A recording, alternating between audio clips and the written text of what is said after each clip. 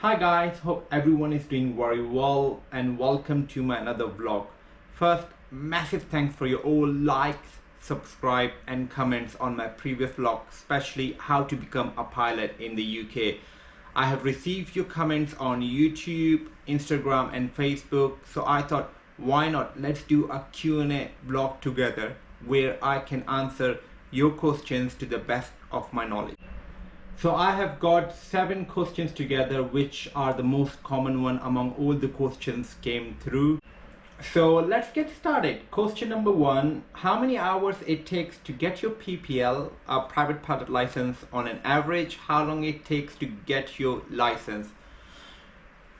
According to the CAA minimum requirement, 45 hours are the bare minimum. So I will not suggest you to rely on 45 as a number, because if you are a good student and a quick learner, it will take you around 55 to 60 hours on an average, and I can explain you why.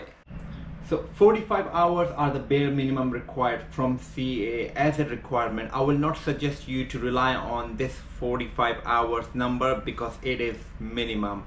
So by the time you have come to an end of your training, like completing all the exercise, you will be around on 45 hours, considering that you do not have to repeat exercise while you was getting trained lesson by lesson. So on 45 hours you will be starting your revision to do a perfect PFL, practice force landing, all general handlings and the navigations to get ready for your mock exam. So by the time 45 hours, 2-3 hours after 45 hours as a refresher, getting ready for your mock exam and skills exam. By the time you have done those, you will be around on 48 hours already. And once after that, if your school and your instructor is happy that you are fully ready to go to your skill exam, you will be signed off to go towards a mock exam, which will be minimum 2 to 3 hours of an exam. Once you have done your mock exam, you are around on 51 to 52 hours, and considering that you have absolutely nailed your mock exam and you do not have any critical feedback that, let's say, your navigation exercise wasn't spot on, you need to work on your heading, altitude or times, or your PFL, your force landings, or your engine failure exercise, or a steep turn wasn't great, so you need to do a refresher for, let's say, steep turn or practice force landings or emergency procedures or any of those. So once you have done your mock exam, you are on 51 to 52 hours. If you go through your mock exam successful, you will be going forward for your skill test, which will be another 3 hours.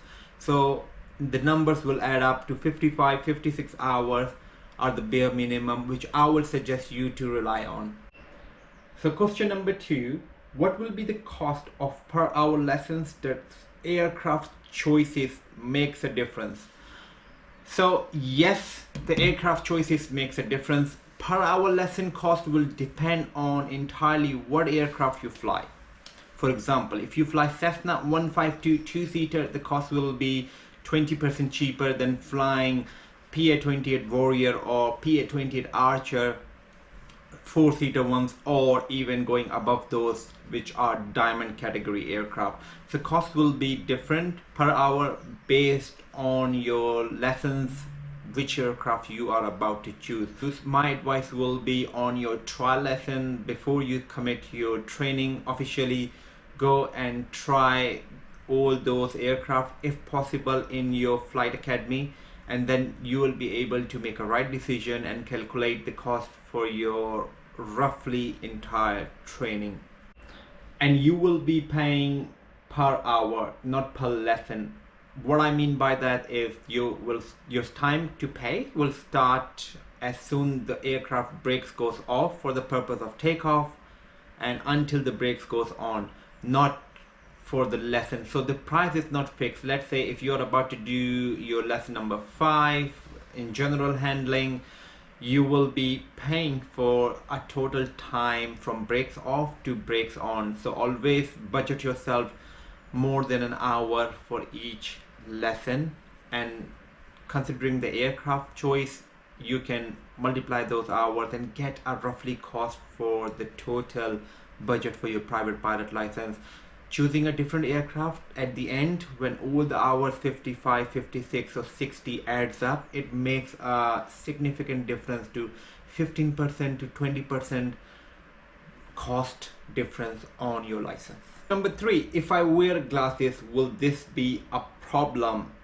Wearing glasses in commercial aviation and general aviation, it's not a problem. I wear glasses myself. As far you can go and obtain a class 1 medical, it will be fine. It will be suggested in your class 1 medical to, if you wear glasses, to have a separate pair of glasses when you are flying commercially, and that will be fine. As far you have a good healthy eyesight with the glasses, that's absolutely fine. If you are considering to join Air Force, glasses might be not acceptable, but for commercial and general aviation, it's absolutely fine. So please don't worry about it. Question number 4, what are the theoretical requirements for a PPL, private pilot license? So theoretical requirements are 9 written exams and 1 radio telephony exam.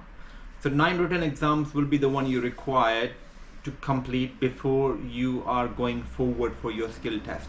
And the 9 written exams, I have left the details in the comments below, and the recommendation for the books and the tools you can use to get ready for your 9 written exams, which are human performance and limitation, meteorology, principle of flight, general handling, communication, navigation, air law, and aircraft general. All the details are below for all your 9 exams. Once you have done these 9 exams plus your radio telephony, you are fine and done and dusted, everything on the ground. Now is the time for you to do your skill test and show some actions above the clouds or below the clouds. Question number 5, can I become a flight instructor once I have obtained my PPL? So yes and no. Yes, you can move forward for a flight instructor course once you have your private pilot license, PPL.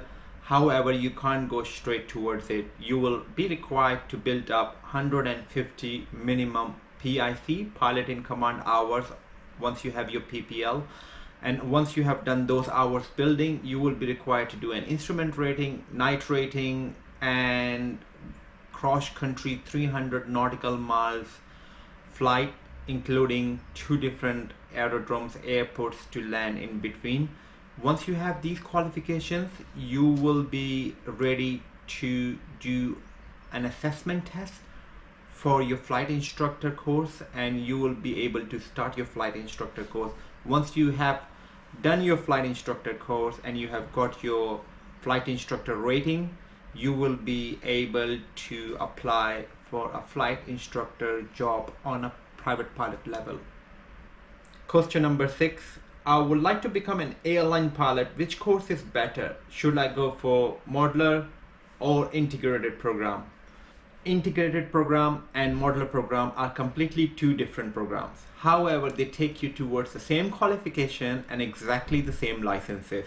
If you have time and money, loads of money ahead, for example, if you do your integrated program from 0 experience to frozen ATPL, airline transport pilot license, you can accomplish that with a good college such as Oxford Aviation or L3 Aviation and top rated ones. You can do it within 2 years from having 0 to apply for airline job. 2 years, 2.5 years. However, you will have to pay a big amount of fees within that period of time, up to £100,000 and £120,000. So if you have time and loads of money ahead, you can definitely go for the integrated program. That's the fastest route to become an airline pilot.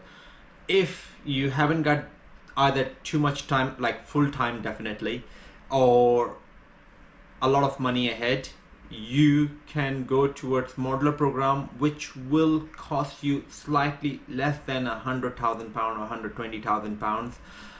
However, it will take you longer. You will have to do qualification after qualification, and you have to be motivated and do it all on your own, compared to integrated program where a good college will be looking after your program and looking after the structure and taking everyone step by step to accomplish all those licenses with a great training, great tuition and great coaching. Whereas in modular route you are completely on your own, where you have to join a course, be motivated, do it, move forward to the next stage after a private pilot license, to do your ATPL theory, airline transport pilot license theory, including your hours building on the site, and 14 exam for your theory. After that you will be required to do your instrument rating, then get ready for your commercial license. After commercial license, multi-crew license, and all the list and details are listed below. So these are two completely different programs. Normally modular route will take you longer. So yeah, this is the decision you have to make on your own based on your circumstances, and there are two different routes, takes you to the same license with different cost and different time period.